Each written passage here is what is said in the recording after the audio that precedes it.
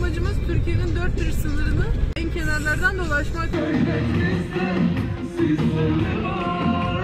O kadar kızım ki imamı bulsam şu anda sağlam bir fırça atacağım hem de naklen.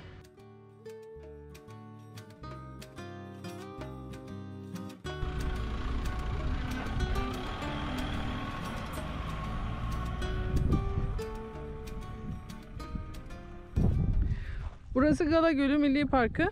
511 bitki türü ve 517 hayvan türüne ev sahipliği yapmaktaymış. Bu bitki türlerinden 3 tanesi endemikmiş. İnanılmaz çok diken var yerlerde böyle. Onların arasından geçmek çok zor.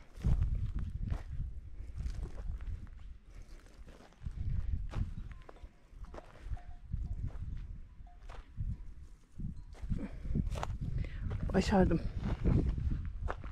Burası kuş gözlem alanı. Ama şu anda kuşları gözlemek için yanlış bir zaman zannediyorum.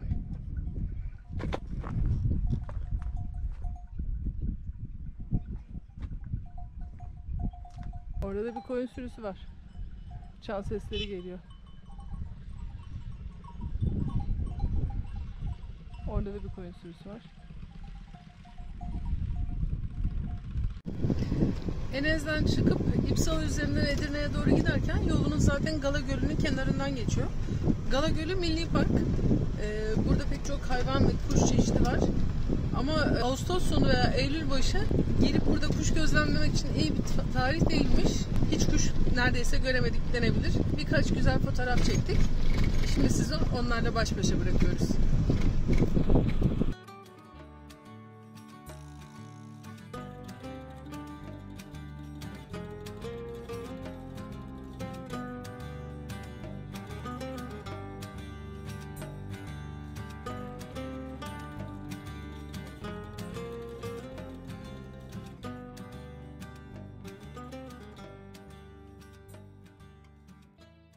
Fotoğrafları da oradan çektik.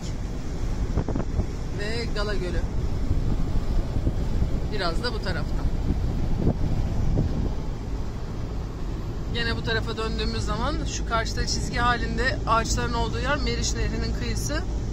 Meriç Nehri Yunanistan'la aramızdaki sınır. Yani karşı tarafta görünen dağlar ve köyler Yunanistan köyleri. 40 metre 50 metre ilerisi Yunanistan. Bu kadar dip dip olan insanlar ama düşmanlar. Nasıl oluyor anlamadım ben bu işi. Biz düşman değiliz. Neden düşman olacağız? Devletler düşman. Dilimiz ve dinimiz farklı. Evet, yoksa kültürümüz aynı. Şu anda tam dibindeyiz sınırın. Din ve tercihlere bağlı. Yani şurada gördüğünüz iki tane ağaç. Bir tanesi sağ taraftaki Türkiye, sol taraftaki Yunanistan ağacı. Kuşlar geçebiliyor, karıncalar, böcekler geçebiliyor, fareler, balıklar geçebiliyor ama biz geçemiyoruz karşı tarafa. Niye? Çünkü bizim vizemiz yok. Enez'den İpsala'ya doğru geçerken yol sağlı sollu kocaman tarlalarla bezeli. Bunların hepsi çeltik tarlası. Ve etrafında da güzel kuşlar.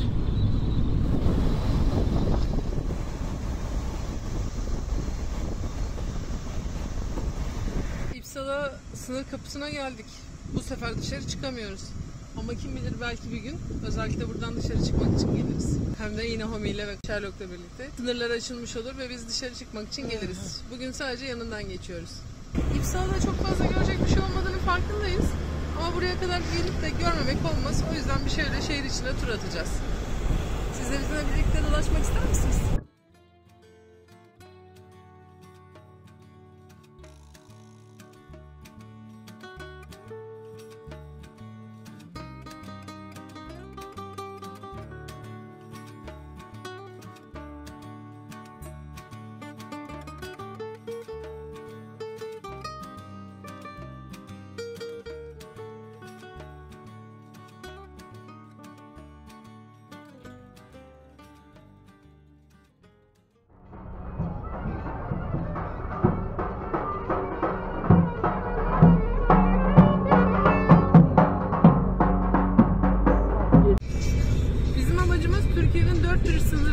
kenarlardan dolaşmaktı.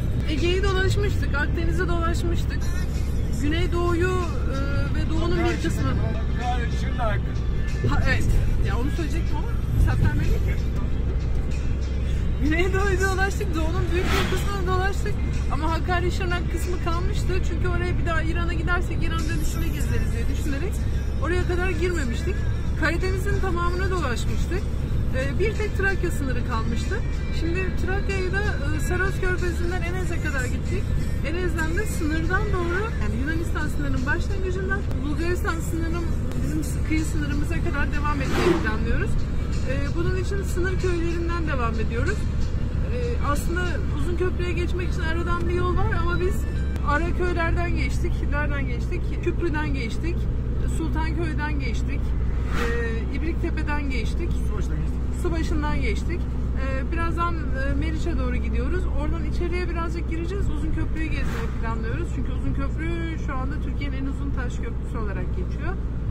Ondan sonra yavaş yavaş sınırdan her yeri bitirdiğimizde bir de Hakkari ve Şırnak'a gidebilirsek Türkiye'nin dört bir kenarını ince ince dolaşmış olacağız. Yani sınırlarda dolaşıyoruz. Sınırlarda dolaşıyoruz. Sherlock kendi kendine gözlük takmış ama ters takmış. Yeni öğreniyor ama normal değil mi yani? Vites koluna takılıydı, oradan uzanırken geçirdi gözüne.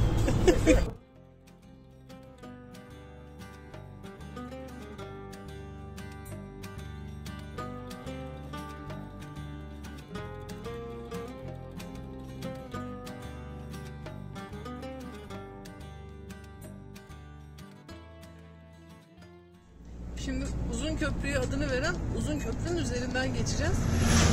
Uzun köprü 1393 metre uzunluğuyla dünyanın en uzun taş köprüsü özelliğine sahip. Gene nehri üzerinden geçiyor.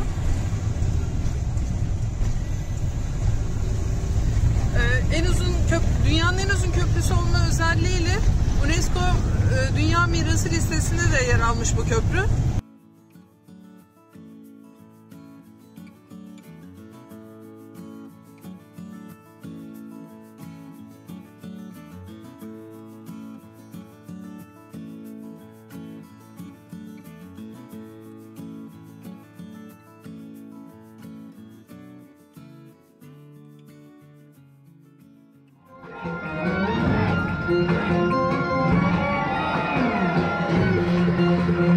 Çakallarla yarışırız, para çok safir var. Haydi söyle, para bizde, şöyle bizde.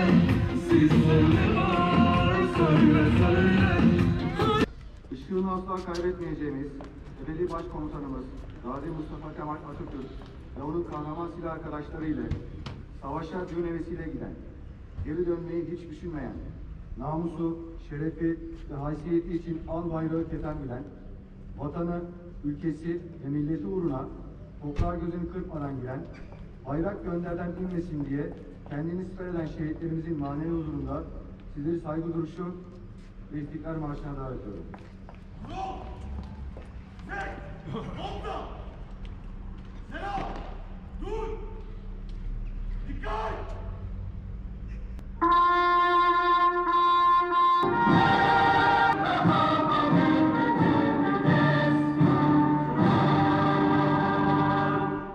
Tüfek! Nokta! Esas duruş! Lar! İleri! Lar!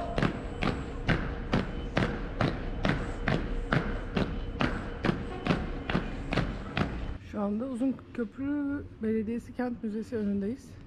Onu götürüyormuş. Tamam, biz de öğlen geliriz o zaman. Burası Muradiye Camisi. 2. Murat tarafından Uzunköprü yaptırılırken Uzunköprü ile birlikte yaptırılmış 1444'te. 19 metreye 22 metre uzunluğunda dikdörtgen bir yapısı var. İlk başta kubbeli bir yapısı varmış ama daha sonra 1621'de tekrar bir onarımdan geçmiş 2. Osman tarafından. O zaman o kubbeler yıkılmış ve düz bir çatı haline getirilmiş. Küçük bir cami, yüksekliği 5,7 metre yüksekliğindeymiş. Diğer camilere göre oldukça alçak. Şu üstte gördüğünüz saçaklar zaten hemen pencerelerin üstünden başlıyor gördüğünüz gibi.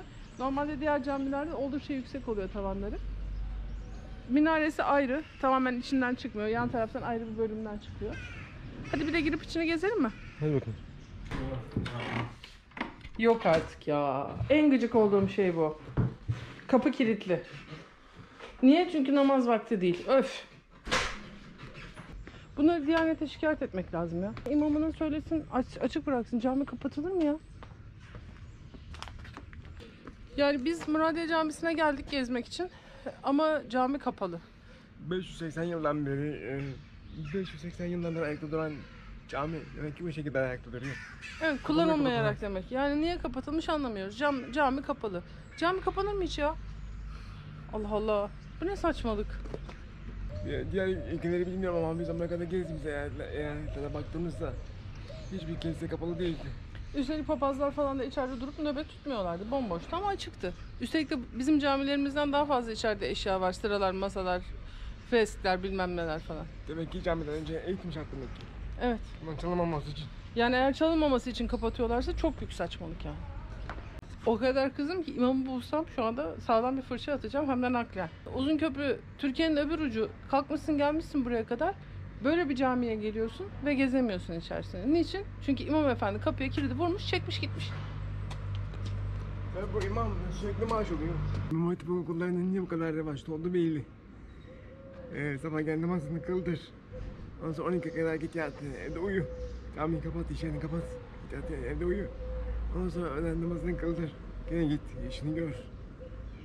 Günde 5 vakit, yarım saat daha ayır.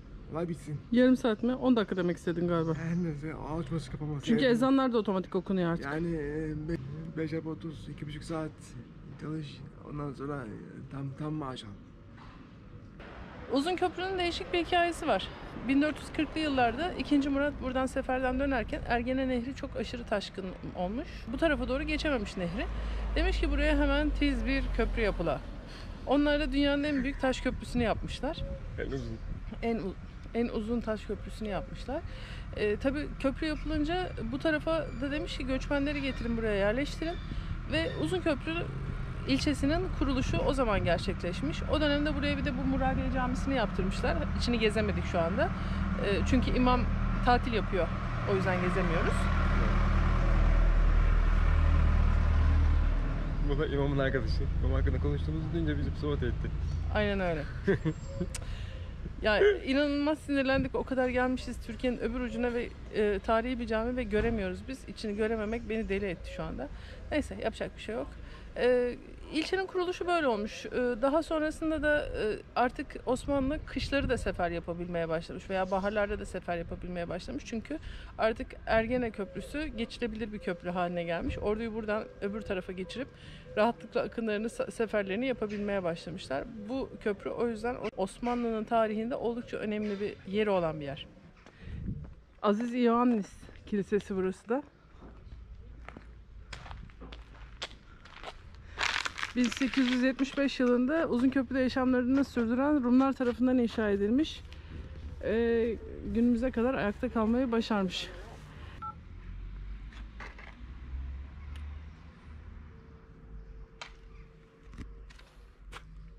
Alo. Belediye. Cami kapalı, kilise kapalı. Belki Kilisenin kapısında belediyenin telefon numarası var. Ulaştım. Açamıyorlar. bu ülkede çok fazla önemli değil demek ki din. Evet. O zaman din propagandası yapmaya gerek yok. Kesinlikle. Geldik. Saat 1 oldu. Hala kapalılar. Halbuki pazar 12 ile 17 arasında açık olacaklarını yazıyorlardı. Merak edip de bu yazıyı kim yazdı diye bakarlarsa ben yazdım. Yalan. Kapalılar. Biz Uzunköprü'ye geldik. Gezilecek 3 tane yerleri var. Muradiye Camisi, Kent Müzesi ve kiliseleri var bir tane antika. Bir de Uzunköprü var ama onu kapatamıyorlar neyse ki. Allah'tan. Üçü de kapalıydı. Cami de kapalıydı. Üçünü de gezemedik. Burayı bekledik. Saat 12'de açılacak diye yazıyordu. Geldik gene kapalıydı. Ben de altına yalan kapalısınız diye yazdım. Umarım çıkaramazlar o yazıyı. Hesap vermek zorunda kalırlar birilerine. Cami de kapalıydı. Her yer kapalıydı. Biz Uzunköprü'ye geldik ve gezemedik. Namaz vakti geldik. Camiyi açmışlar. Gezeceğiz şimdi inşallah. Biz inat ediyoruz gezmek konusunda. Evet, sonunda Muradiye Camisi'nin içine girmeyi başardık.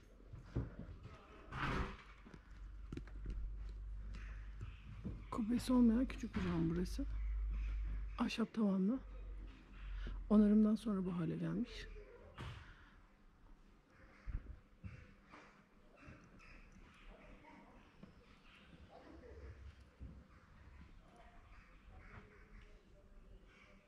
Arkası İznik çimleriyle süslü.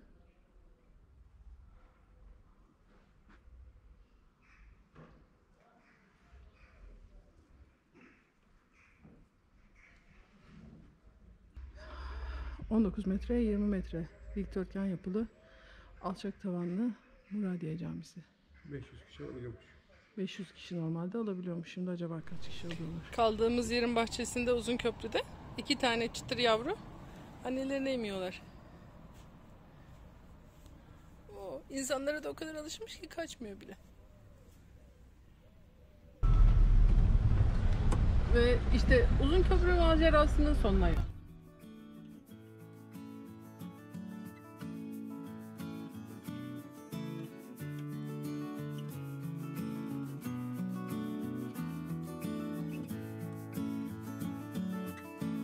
Görünen kısımlar su geldiği zaman suyun yarılarak açılmasını sağlıyor ve köprünün ayaklarının zarar görmemesini sağlıyor suyun tazeliğinden dolayı. Üste çıktığı zaman köprünün ayaklarını tam tersine aşağı doğru bastırıyor.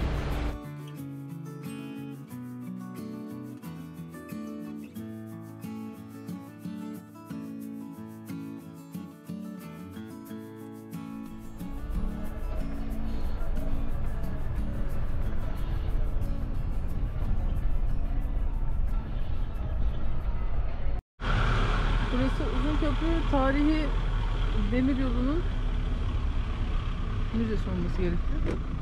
Neresi böyle değil.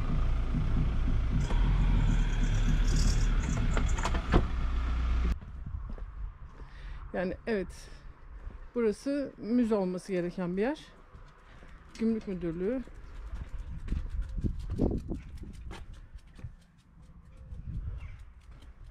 Ama bilin bakalım şaşırdık mı?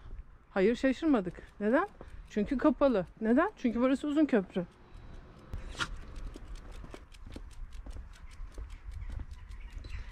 Burası bir zamanlar gişe ve bekleme salonuymuş.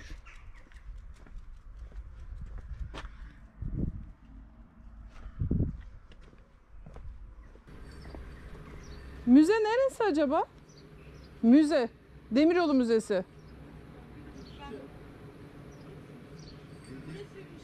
Şurası mı? Evet. Burası müzeymiş. Haydi bakalım. Açık olduğuna inanan var mı? Ben değilim.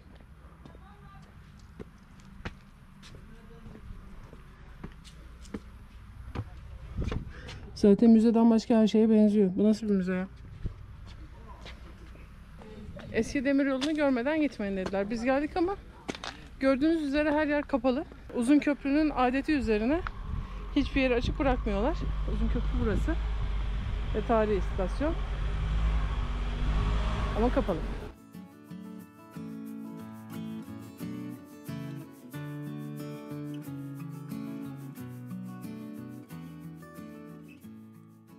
Uzunköprü'den çıkıyoruz. Bütün tarihi yerleri kapalı Uzunköprü. Tarihi yerleri daha da tarihi olsun diye saklanan Uzunköprü. Tarihi yerleri unutulmak istenen köprü. Unutturulmak istenen Uzunköprü.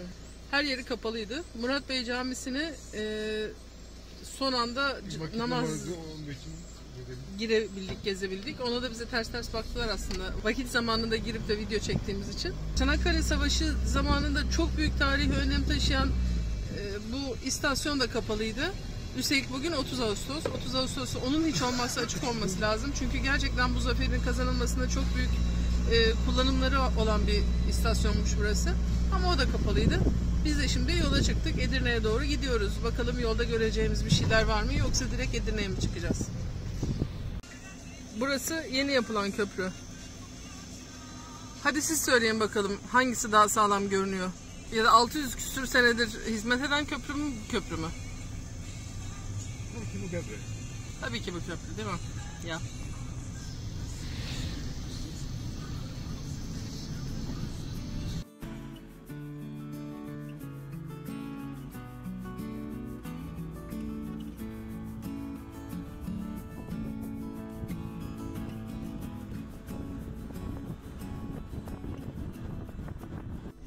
Burası Havsa.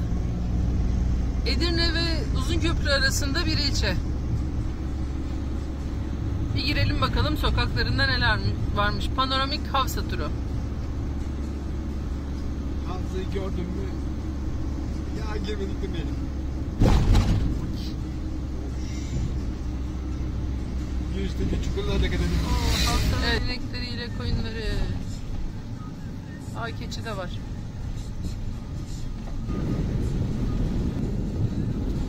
Vay, tohumu toprakta yeşerten ilk insana sonsuz saygılarımızla. Güzelmiş.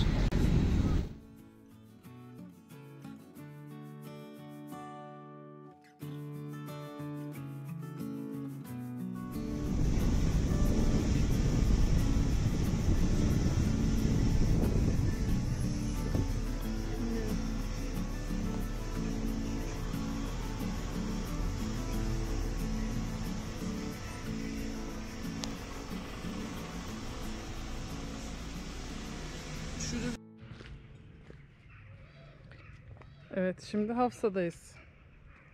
Bakalım burada neler göreceğiz. Açık mı? Bilmiyorum. Yani cami dediğinin böyle olması gerekir. İbadete her zaman açık olmalı. İsteyen istediği zaman girebileceği bir yer olmalı. Bu arada işlemeler çok güzel. Biz Uzunköprü'den çıktıktan sonra Edirne'ye doğru giderken Haluk yolda birdenbire direksiyonu kırdı. Hafsa'ya geçmişiz, Hafsa'ya geri dönmeliyiz dedi. İçinden gelmiş herhalde. 7-8 kilometre çıkmıştık dışarı. Yeniden döndük. Neden bilmiyorum çünkü Hafsa'da bir özellikle girilmesi gerekir falan diye hiç konuşmamıştık bile. İçinden gelmiş. Belki de bu cami çekti onu. Burayı görmek istedik. Bilmiyorum. Kesin. Şimdi bir gezip çıkacağız. Bir zamanların içinde yağ yanan kandilleri. Artık elektrik yanıyor tabii ki. Doğal olarak. Ama ben böyle yerlerde dolaşırken hep şunu hayal ediyorum. 600 yıl önce yapılmış bu bina. O zaman yapıldığındaki cemaat, insanlar. Buralarda yanan yağ kandilleri. Acaba bunlar neydi? Hafsa 16. yüzyılın 3. çeyreğine kadar çok da önemli bir yerleşim yeri değilmiş. Daha sonra Sokullu Mehmet Paşa buraya Mimar Sinan'a bir külliye yapmasını emretmiş. Külliye ile birlikte her türlü halkın ihtiyacı olan şey de getirilmiş, su getirilmiş buraya ve birdenbire Hafsa ilçesi o dönemde canlanmış. Bunları yaptırtmak için de kendisinden önce ölen oğlu Kasım Kurt'un mal varlığını ve üzerine tabii ilaveleri de kendisi yaparak yaptırtmış. Ve Hafsa'nın gelişmesi o dönemden sonra başlamış. Bu yapılanların arasında çeşme, köprü, hamamlar, hanlar, arastalar, camiler, imarathaneler, yani ne ararsanız varmış. Her şeyi yaptırmış ve tamamen yeni baştan sanki bir ilçe kurdurmuş buraya. Bu cami de onlardan bir tanesi. Külliyenin içinden bir parça yani. Bu camide kullanılan her türlü duvar taşı ve yer taşının enteresan bir yapısı var şöyle. Sebebinin ne olduğunu bilen arkadaşlar bizimle paylaşırlarsa seviniriz. Şu arkamda gördüğünüz alan doğa alanı. Bunun arkasında arasta varmış daha önce. Şu anda sadece cami ve doğa alanı kalmış. Doğa alanı da tabii ki adı doğa alanı ama önemli törenlerin ve programların yapıldığı bir yer olarak geçiyormuş. O zamanlar burası gayet büyükmüş. Evliya Çelebi'nin söylediklerinden anlaşıldığına göre içinde 120 tane dükkanın olduğu ve yaklaşık 5000 tane hayvanın içine girebileceği hanların olduğu bir alan mevcutmuş. Arasta'da 120 tane dükkanın olduğu bir yer varmış. Ama günümüze hiçbiri ulaşamamış. Arasta'nın içinden tarihi Edirne Uzunköprü yolu geçiyormuş daha önce. Şimdi normal ana cadde daha ileriden geçiyor. Burası camiyi ve Arasta'yı birbirine bağlayan doğa alanı denen bölüm. Törenlerin yapıldığı alan. O zamanlar içeride yapılan törenler bu alanın altında yapılırmış. Oo, kocaman da bir yer.